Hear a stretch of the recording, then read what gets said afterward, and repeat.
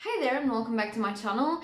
If you're new here, my name is Patricia and I'm an illustrator and artist and I love to create and experiment. So basically this channel is a collection of what I do, what I experiment. I try to teach you things when I feel like I can help with something. And well, today I bring you a new series which I'm very excited about. I've been thinking about this for a long time and actually I don't see that many artists do things like this, which is art book reviews. I've seen some, I'm not saying I'm the only one who does it, but I don't have seen it that much. I've seen people showing up their art book collection, but I didn't see that many people showing specifically one book, talking about it, just giving you a bit more insight into the art book.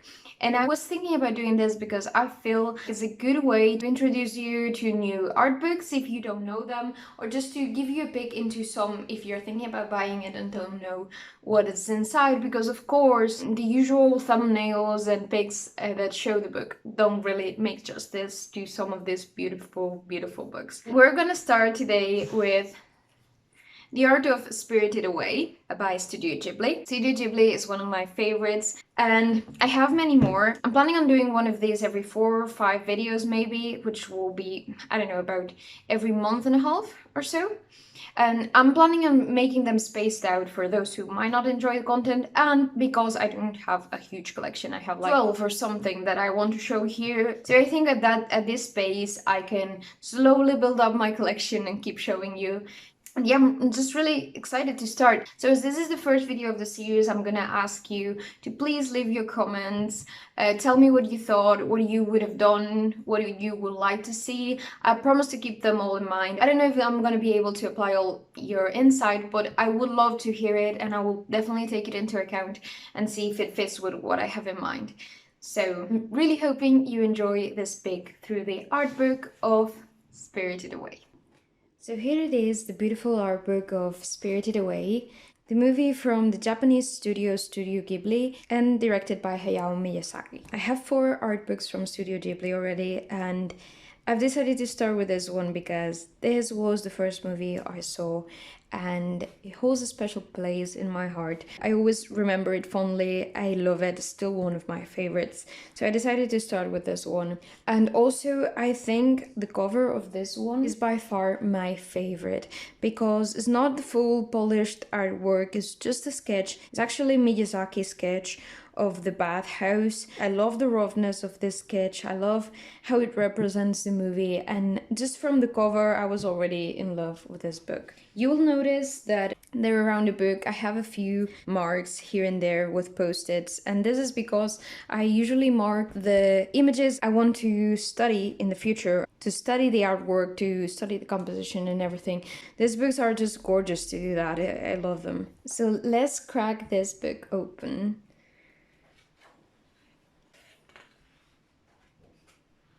One of the things I like the most about Studio Ghibli is that their illustrations are done with watercolor and I think wash too.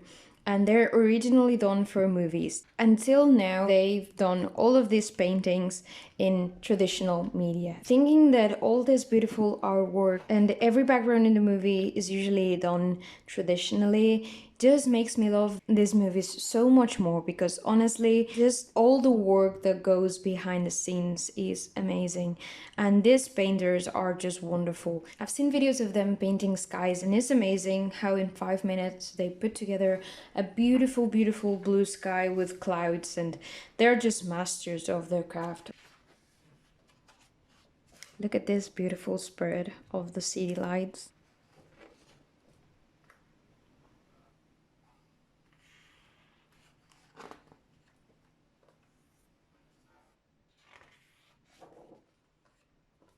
Compared with other art books of Ghibli that I have, this one has the more interior work that I've seen so far, mainly because the ones I have are Totoro, Mononoke, and Ponyo, and all of them are more ambiented in nature, so they have more landscapes, which I love, so I'm not complaining about that. And actually, as a curiosity, I'm going to tell you a few of this over the course of flipping through this book is that Hayao Miyazaki actually paid his team a week or so, I don't remember the time frame, but to stay in an old bathhouse to sketch and take inspiration for this one in the movie. As you know, animators, background painters, and all the stuff from movies don't always know everything by head. They need references, they need inspiration.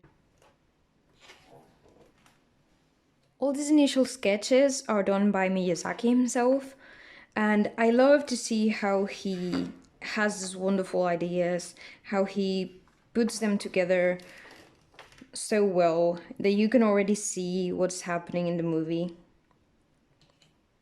Another really cool curiosity that I found was that actually Yubaba and her sister were supposed to be different characters. Yubaba was the smaller and her head was bigger, just basically the same size of his body, which is the one we know now, of course. But her sister will have the same face, but she will be taller and her head will be more proportioned to her body. However, due to budget cuts, a limitation on time, I can't remember exactly, they had to do with the same character.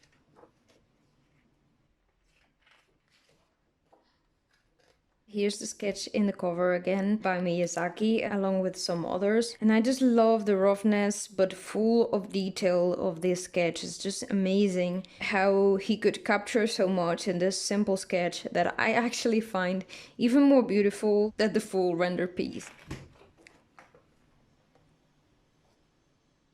Another of my favorite parts in the movie was Kamaji's boiler room. It's just such a cozy space. When you saw the movie, this was the only space you really felt comfortable in for some time. I don't know why I felt like that.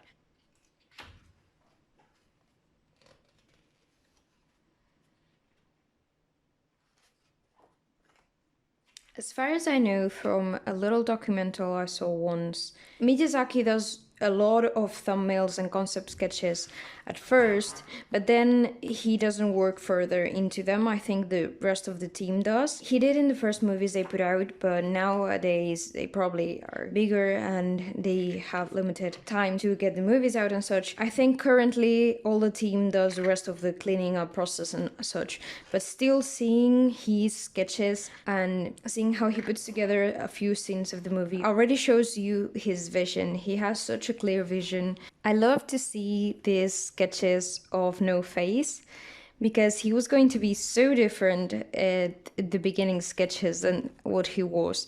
I do love the current version of No Face, but I thought this one was so fun with the green hair and everything. Is just so cool to see these things that go behind the creators' minds. Now we move on to more cleaned up background pictures, and I actually don't like this movie stills that much for studies as I like the backgrounds. I do know that sometimes these scenes are better to study frame and composition, but what I love really is to study this sort of backgrounds because I've always been in love with how Ghibli does their backgrounds. Just look at this beautiful wood scene. I love the entrance to the magic world. I feel that this scene is so powerful, and I think that's why I love this setting so much. Stone spirit here in the entrance, everything seems so slightly unsettling but also full of magic.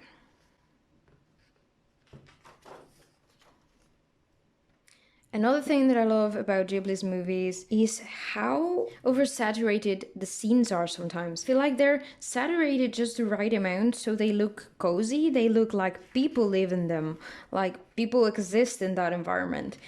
There's so many tiny details to see. One example that I love also is Holt's room in Holt's Moving Castle. I really thought that the background painter for that must have been crazy with all those details.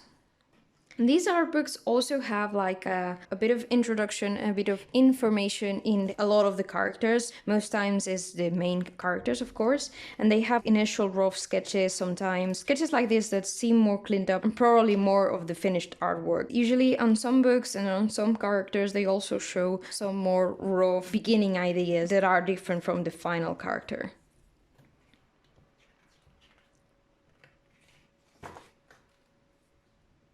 Kamaji is definitely one of my favorite characters.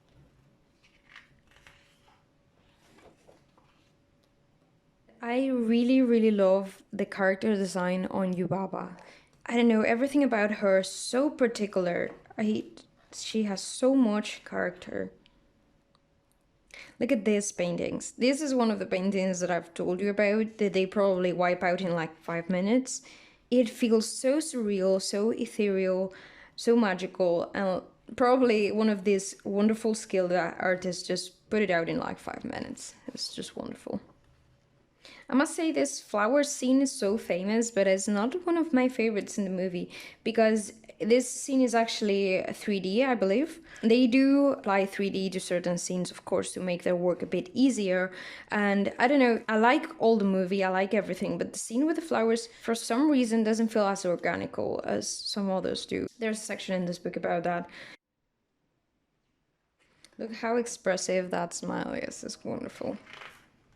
Yes, in this book, definitely, they do show more cleaned up characters. In other art books of Ghibli that I have, they do show more of the initial rough stages of the character development.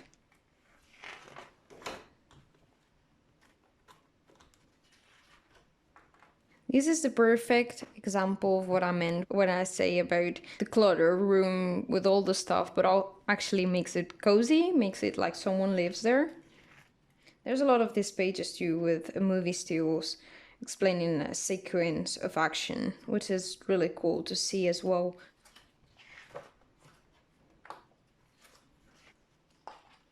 There's the famous train scene and some beautiful, beautiful landscapes and skyscapes. I always wondered about this stop. It always made me feel so curious about it because it always feels mysterious that they were there in the middle of nowhere.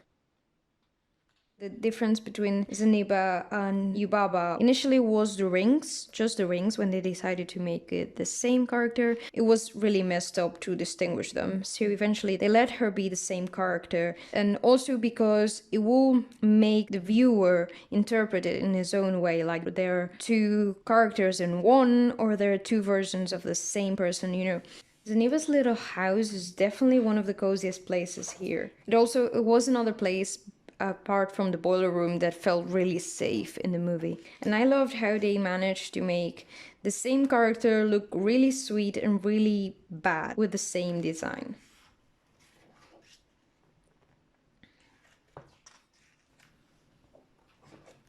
There's also a section in this book that explains, I think it's on all the ones I have so far, that explains how they did the 3D in these movies. As I said, these movies are done with a lot of traditional backgrounds, but for some things they started incorporating 3D to actually make the process a bit smoother. In this little chapters they explain how they use it for things like reflections on the water because it makes their work so much easier than traditional animation. And of course certain scenes like this one are actually animated. I think all of the characters are digitally animated over the traditional backgrounds anyway. Another thing was no face turning invisible had to be, of course, digital, and all the steam, of course. So it's pretty logical what's digital and what's not in these scenes. In the last section of the book, there's a different paper, and there's actually the script, which I felt was a really cool addition.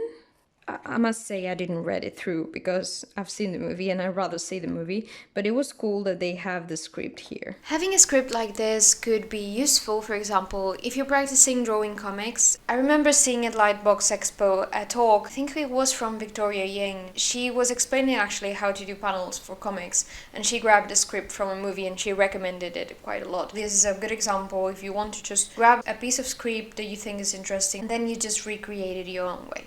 And well, that's all. That's the finished book. I hope you enjoyed the video. I hope you enjoyed the peek through the book and the curiosities I've told. And if you did, please give it a thumbs up, share it around with your friends, and leave me any comment or suggestion you might have in the comment section. I'll see you in the next video. Bye!